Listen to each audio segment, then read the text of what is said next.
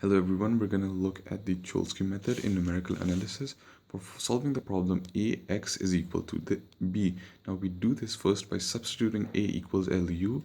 L is the lower triangular matrix and u is the upper triangular matrix. As we do that, we get lux is equal to b. Notice this is simple substitution. Then we substitute ux is equal to v, where v is an other unknown matrix filled with variables of the same order of x. When we do that, we get LV is equal to B. Now we will use this to get values for V, which in turn we will use to get value for X. You will see more of this in the example. Now the special thing about the Choleski method is that it only works on matrices which are symmetric. Now what does this mean? A symmetric matrix is one in which the transpose of the matrix is equal to the matrix itself. And for these matrices, the upper triangular matrix is equal to the transpose of the lower triangular matrix and vice versa. So let's move on to our example. In our example, A is equal to this matrix. Now, if you notice, 1 minus 1, 2, 1 minus 1, 2, this matrix is a symmetric matrix, and which means A equals A transpose, B equals 2, 1, 3. Now, as you remember, the first step was A equals LU. Now, L is a lower triangular matrix, so we put variables in L, A, B, C, D, E, F. And since U is the transpose of L, which is a property of symmetric matrices, we have, as you can see, just take the transpose and put it here.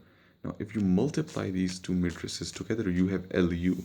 And as you remember from up here, you have A equals LU. So A equals LU. Now, as you can see, A squared is equal to 1. So A, applying under root on both sides, you get A equals 1. Similarly, since A is 1, AB is equal to minus 1, so B has to be minus 1. AD is equal to 2, A is 1, so D has to be 2. Similarly, substituting these values in these equations, you can get values for C, E, and F, which are as displayed. Now, let's move on to the second part. As you remember, LV is equal to B, as was shown over here. LV is equal to B. Now we know L because we found the values from A to F, which we substitute here to get the L matrix. So we know L, we know V, B is given to us. We can get values for V1, V2, and V3, which are 2, 3 upon 2, and 1 upon 2.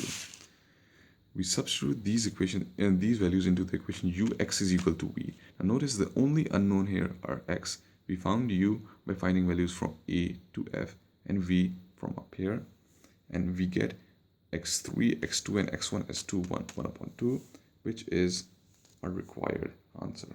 Thank you for watching. I hope this helps.